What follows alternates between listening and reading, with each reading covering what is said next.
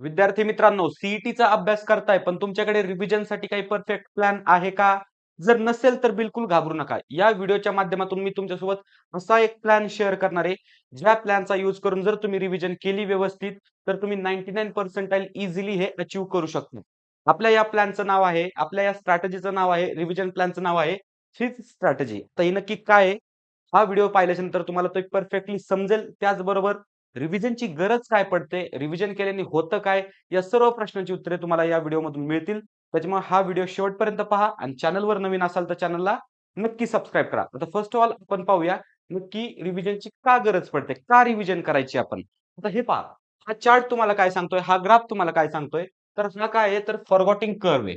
म्हणजे काय, तर आपण एखादी गोष्ट लर्न केल्याच्या नंतर ती 100% आपल्या लक्षात असते. बरोबर आहे. ज्यावेळेस लर्न करतो आपण, व्यवस्थित जर लर्न केली तर ती 100% आपल्या लक्षात असते. पण नंतर ना काही दिवसानंतर ना काय व्हायला लागतं, की ती गोष्ट आपण हळू-हळू काय करतो, विसरायला लागतो. बरोबर आहे. ऑब्व्हियसली तुम्ही हे अनुभवलं असेल. एखादी गोष्ट तुम्हाला 100% समजलेली असते. एखादी कन्सेप्ट समजली असते, फॉर्म्युला लक्षात असतो. पण काही दिवसानंतर ना आपण तोच फॉर्म्युला जर आठवायला गेलो किंवा आपल्याला जर त्याचा कुठे यूज करायचा असेल, तर आपल्या तो लवकर लक्षात येत नाही. मग हे होतं कशामुळं? हे फॉरगॉटिंगमुळे होतं. आपण ते विसरत चालतो हळू बरोबर आहे.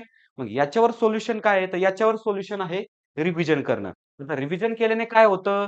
पहा, हा कर्व्ह तुम्हाला काय सांगतोय? हा फॉरगॉटिंग कर्व्ह आहे. बरोबर आहे. इथं तुम्ही गोष्टी विसरणार आहे. पण जर तुम्ही रिव्हिजन केली, तर पुन्हा ती गोष्ट तुमची ब्रश अप होणार आहे. बरोबर आहे. ठीक आहे. एकदा रिव्हिजन केली, पुन्हा थोड्या दिवसांनी का होईना ती गोष्ट विसरायला लागणार आहे तुम्ही. बरोबर आहे.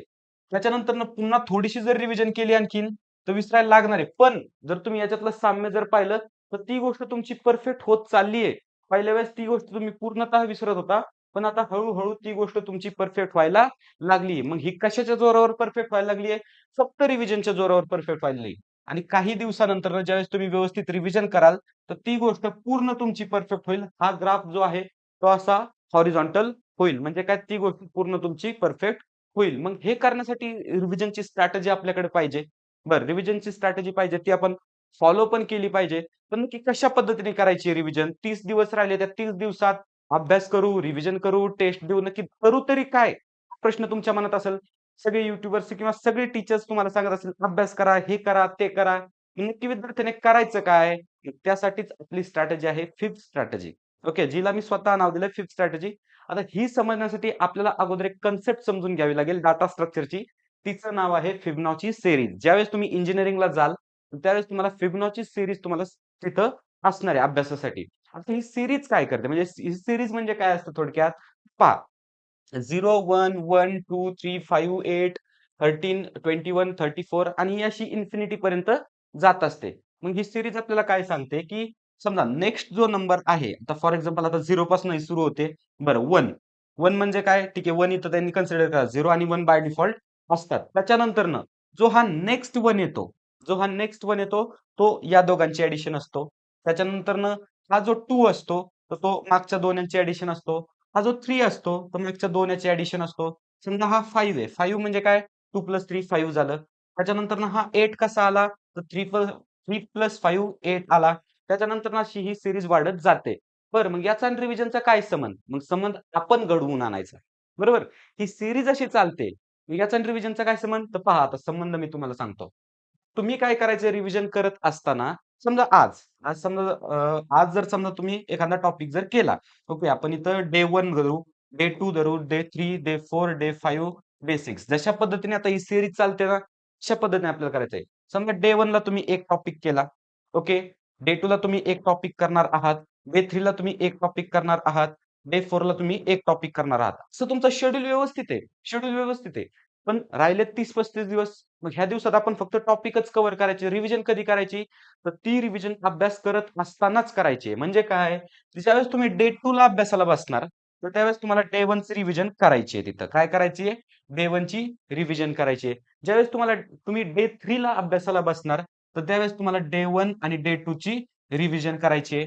ज्यावेळेस तुम्ही डे 4 ला अभ्यासाला बसणार, आता पहा, ज्यावेळेस तुम्ही डे 4 ला अभ्यासाला बसणार, तर त्यावेळेस तुम्हाला डे 2 आणि डे 3 ची रिव्हिजन करायची आहे.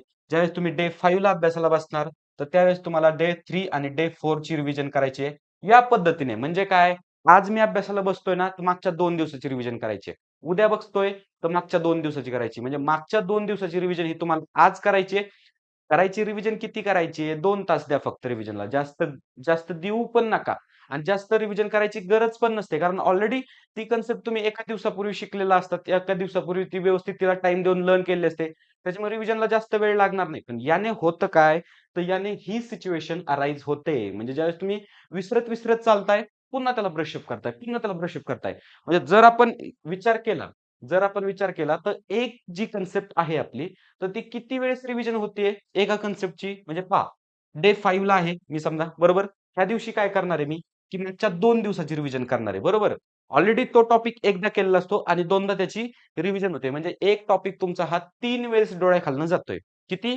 3 वेळेस. रिव्हिजन करायची म्हणजे आता टॉपिक वाईज डिपेंड येते. त्याच्यामध्ये आपल्याला फॉर्म्युला पाहायचे, न्यूमेरिकल्स सोडवायचे, काही थिअरी जर चॅप्टर असेल तर थिअरी करायची फॉर्म्युला शीट बनवायच्यात. याच गोष्टी करायच्या आहेत. याच्या व्यतिरिक्त काही करायचं नाहीये. फक्त मॉड्युलेशन कुठं आणा तुम्ही? मॉड्युलेशन कन्सिस्टन्सीमध्ये आणा. म्हणजे ही सीरीज जशी इन्फिनिटी पर्यंत जाते, मग तुमचा अभ्यास सुद्धा त्या पद्धतीने गेला पाहिजे ना. सीईटी पर्यंत तुमचा अभ्यास गेला पाहिजे. पण काय करणार? हां, एका दिवसात, 2 दिवसात फॉलो केलं, तिसऱ्या दिवशी फॉलो केलं, त्याच्यानंतर विसरून जाणार. बरोबर आहे. त्याच्यानंतर तुम्ही विसरून जाऊ नका. मी तुम्हाला सांगतोय, सीईटी होईपर्यंत ही गोष्ट तुम्ही फॉलो करत राहा. खूप महत्त्वाची गोष्ट आहे आणि खूप सारी मुलं या गोष्टीच फॉलो करताय. बरोबर आहे. एक टॉपिक जर तुमचा 3 वेळेस होत असेल, बरोबर. आता समजा तुम्हाला एखादा टॉपिक पर्टिक्युलर करायला समजा 2 तास लागले, बरोबर आहे. त्याची रिव्हिजन करायला तुम्हाला 1 तास लागेल. पहिली रिव्हिजन करताना. दुसरी रिव्हिजन करताना अर्धा तास लागेल. तिसरी रिव्हिजन करताना 15 मिनिटं लागतील. चौथी रिव्हिजन आपल्याला एवढ्या करायचं नाही, पण सांगतोय तुम्हाला. चौथी रिव्हिजन करताना मग असा एक दिवस येईल, की फक्त तुम्ही डोळ्याखालनं जरी ती पुस्तक घातलं किंवा तो पॉइंट आठवलं जरी तर सर्व पॉइंट तुम्हाला आठवतील. कारण त्याच्यावर खूप सारा टाईम तुम्ही इन्व्हेस्ट केलाय. बरोबर आहे? मग या पद्धतीने जर रिव्हिजन केली तर काय अवघड आहे मला सांगा 99 पर्सेंटाइल स्कोर करणं. प्रत्येक जण स्कोर करू शकतो. प्रत्येक जण हा चांगल्या कॉलेजमध्ये जाऊ शकतो. फक्त तुम्हाला ठरवायची गरज आहे आणि जागं होऊन हे करण्याची गरज आहे. खूप सारे सोर्सेस आहेत.